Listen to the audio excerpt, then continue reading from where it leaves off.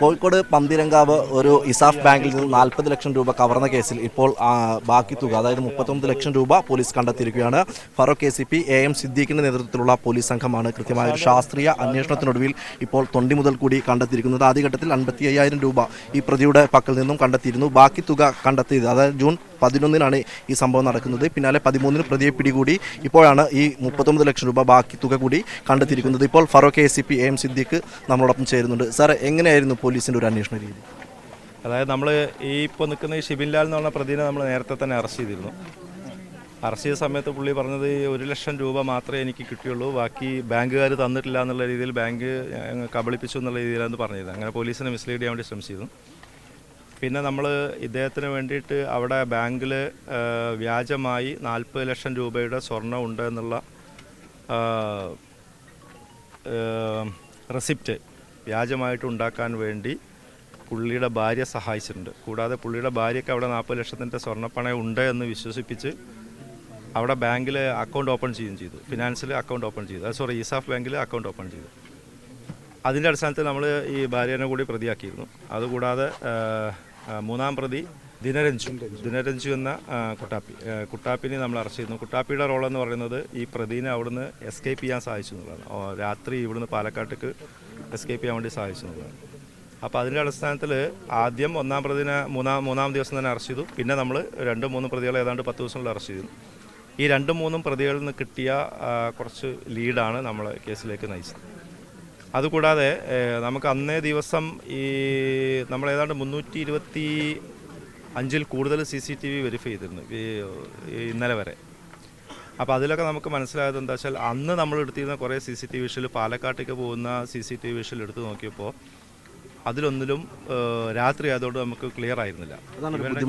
അത് ഭയങ്കരമായിട്ട് പോലീസിനെ പ്രതികൂലമായിട്ട് ബാധിച്ചു. കാരണം ഇതിലൊന്നിലും ഈ പറഞ്ഞ ബാഗ് ഉണ്ടോ എന്നുള്ളത് വ്യക്തമായിരുന്നില്ല. ഒറ്റ CCTV വ്യക്തമായിരുന്നില്ല. മഴയുണ്ടായിരുന്നു രാത്രി.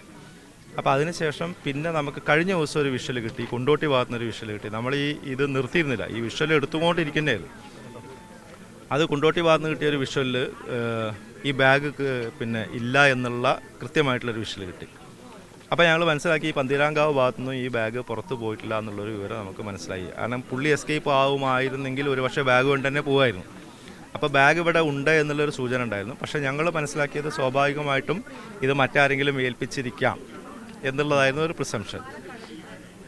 അതിനുശേഷം പിന്നെ ഞങ്ങളുടെ അന്വേഷണത്തിൽ മനസ്സിലായത് നമ്മൾ ബഹുമാനപ്പെട്ട സിറ്റി പോലീസ് കമ്മീഷണർക്ക് ഒരു വിവരം കിട്ടി, നാരായണ സാറിനൊരു വിവരം കിട്ടിയത് ഇദ്ദേഹത്തിന് ഏതാണ്ട് 1.5 കോടിയോളം ബാധ്യതയുണ്ട്. അതിൽ ഒരു സ്ഥാപനത്തിൽ ഇയാൾക്ക് വേണ്ടി ആരോ ചെന്ന് 70 ലക്ഷം രൂപ ബാധ്യതയുള്ളൊരു സ്ഥാപനത്തിൽ ചെന്നിട്ട് 35 ലക്ഷം രൂപ തന്നു കഴിഞ്ഞാൽ സെറ്റിലാവാൻ കഴിയുമോ എന്ന് ചോദിച്ചിട്ടുണ്ട്. അതൊരു നിർണായകമായിട്ടുള്ളൊരു ലീഡായിരുന്നു പോലീസിന്.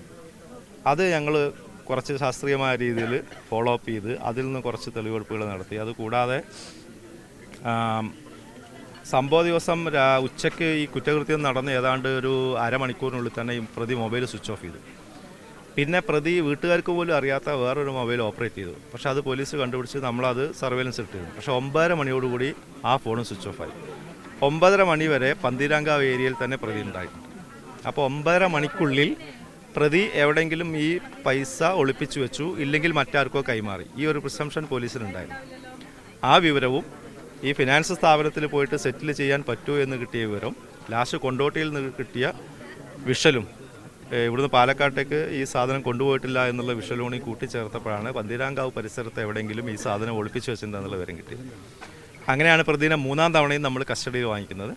അങ്ങനെ 3-ാം തവണയും കസ്റ്റഡിയിൽ വാങ്ങിയിട്ട് പന്തീരാങ്കാവ് SIയും CAയും SI പ്രശാന്തും CA ഷാജും ചോദ്യം ചെയ്തു. അങ്ങനെ അന്വേഷണ ഉദ്യോഗസ്ഥൻ SI ആണ്. അങ്ങനെയാണ് നിവൃത്തിയില്ലാതെ SIയോട് ഈ പ്രതി കുറ്റസമ്മതം നടത്തിയെന്നുള്ളതാണ് മനസ്സിലായത്. അതിൻ്റെ അടിസ്ഥാനത്തിലാണ് ഇന്ന സ്ഥലത്ത് കുഴിച്ചു വെച്ചിട്ടുണ്ട് എന്നുള്ള വിവരം കിട്ടി. ഇവിടെ വന്ന് അപ്പോഴൊക്കെ നമുക്കുള്ളൊരു തോന്നൽ, കാരണം ഈ കാശ് നഷ്ടപ്പെട്ട് കഴിഞ്ഞാൽ മുഴുവൻ കാശും കിട്ടുന്ന ഒരു രീതി ഇതുവരെ ഉണ്ടായിട്ടില്ല. പ്രത്യേകിച്ച് ഇന്നേക്ക് 32 ദിവസമായി, 33-ാമത്തെ ദിവസമാണ് അല്ലേ, 33-ാമത്തെ ദിവസമാണ്. അപ്പോൾ സ്വാഭാവികമായിട്ടും ഒരു കുറ്റകൃത്യത്തിൽ പൈസ ഏർപ്പെട്ട് പ്രതിയുടെ കയ്യിൽ കിട്ടിക്കഴിഞ്ഞാൽ അത് ചിലവാക്കിയിട്ടുണ്ടാവും, അല്ലെങ്കിൽ ആർക്കെങ്കിലും കൊടുത്തിട്ടുണ്ടാവും, അല്ലെങ്കിൽ മോശമായ രീതിയിൽ ചിലവഴിച്ചിട്ടുണ്ടാവും. ഇതൊക്കെയാണ് നമ്മുടെ അനുഭവം. അപ്പോൾ ഞങ്ങളുടെ ഒരു പേടി അതായിരുന്നു, ഈ പൈസ പോയി കഴിഞ്ഞാൽ റിക്കവർ ചെയ്യാൻ കഴിയുമോ എന്നുള്ളൊരു പേടിയായിരുന്നു. പക്ഷേ അതിൽ നിന്ന് വളരെ വ്യത്യസ്തമായി 1 രൂപ പോലും നഷ്ടപ്പെടാതെ പോലീസിന് തിരിച്ചു കിട്ടി. അത് ബാങ്കുകാർക്കും സന്തോഷം, ഞങ്ങൾക്കും വളരെ സന്തോഷം തരുന്ന ഒരു സംഗതിയാണ്. എന്തായാലും ഈ ഫറോക്ക് പരിധിയിലൊരു കുറ്റകൃത്യം പോലും തെളിയിക്കപ്പെടാതെ പോകുന്നില്ല. നല്ലൊരു ടീം സാറിൻ്റെ ഒപ്പം ഉണ്ടല്ലേ? ഒരു സംശയമല്ല. അത് ഇപ്പോൾ ഏതാണ്ട് അത് ഫോം ചെയ്ത് ഈ ജനുവരിയിലാണ് അത് ഫോം ചെയ്തത്. ഏതാണ്ട് 50ഓളം കേസുകൾ വളരെ വിദഗ്ധമായിട്ട് അവരെ അന്വേഷണം നടത്തി കൂടെ നിന്ന് തെളിയിക്കാൻ സാധിച്ചിട്ടുണ്ട്. 7 പേരടങ്ങുന്ന മിടുക്കന്മാരായിട്ടുള്ള ടീമാണ്. ഈ കേസിൽ അതിനെ ലീഡ് ചെയ്തത് പന്തീരാങ്കാവ് CI ഷാജുവും പന്തീരാങ്കാവ് SI പ്രശാന്തുമാണ്. അവരുടെ നിരന്തരമായിട്ടുള്ള പ്രയത്നവും കൂടാതെ ഈ കേസിൻ്റെ ഒരു പ്രത്യേകത എന്ന് പറഞ്ഞാൽ മറ്റേ കേസുകളുടെ ഇതുപോലെ അല്ലാതെ നമ്മൾ ബഹുമാനപ്പെട്ട DCP അദ്ദേഹം ഓരോ 3 ദിവസവും, പവിത്രൻ സാറ്, അദ്ദേഹം ഓരോ 3 ദിവസവും ഈ കേസ് റിവ്യൂ ചെയ്യും. ഓരോ 3 ദിവസം കൂടുമ്പോഴും ഇതിൻ്റെ അന്വേഷണ പുരോഗതി ഡിസ്കസ് ചെയ്ത് ഓരോ കാര്യങ്ങൾ നമുക്ക് നിർദ്ദേശങ്ങളും തന്ന് കൃത്യമായിട്ട് മോണിറ്ററിങ് ഉണ്ടായിരുന്നു. അതുകൊണ്ടാണ് ഈ കേസ് ഓരോ ദിവസവും ഞങ്ങൾക്ക് പുതിയ കേസ് പോലെ തന്നെ ലൈവായിട്ട് നിർത്തി ആ രീതിയിലാണ് നമ്മൾ അന്വേഷണം പോയത്. എന്തായാലും ഫറൂഖ് ACP AM സിദ്ദീഖ് അവരുടെ അന്വേഷണത്തിൽ, അവരുടെ നേതൃത്വത്തിൽ നടത്തിയ ഒരു മികവുറ്റ അന്വേഷണമാണ് ഇപ്പോൾ ഒരു രൂപ പോലും നഷ്ടപ്പെടാതെ, അതായത് 40 ലക്ഷം രൂപ കവർന്ന കേസിൽ ഒരു രൂപ പോലും നഷ്ടപ്പെടാതെ മുഴുവൻ തുകയും കണ്ടെത്തുന്നു, പ്രതിയെ കണ്ടെത്തുന്നു, ഈ പ്രതിയെ സഹായിച്ചവരെ കണ്ടെത്തുന്നു. അങ്ങനെ വലിയൊരു അന്വേഷണം തന്നെയാണ്, അല്ലെങ്കിൽ ആ അന്വേഷണത്തിനൊടുവിലാണ് ഇപ്പോൾ പോലീസ് ഈ കുറ്റകൃത്യത്തിലെ എല്ലാം പിഴവുകളും അടച്ചൊരു അന്വേഷണം നടത്തി എല്ലാവരെയും പിടികൂടുകയും ഈ പണം കണ്ടെത്തുകയും ചെയ്തിരിക്കുന്നത്. ക്യാമറമാൻ ജിഷ്ണു മീനങ്ങാടിക്കൊപ്പം സലാം മുഹമ്മദ്, മീഡിയ 1 കോഴിക്കോട്.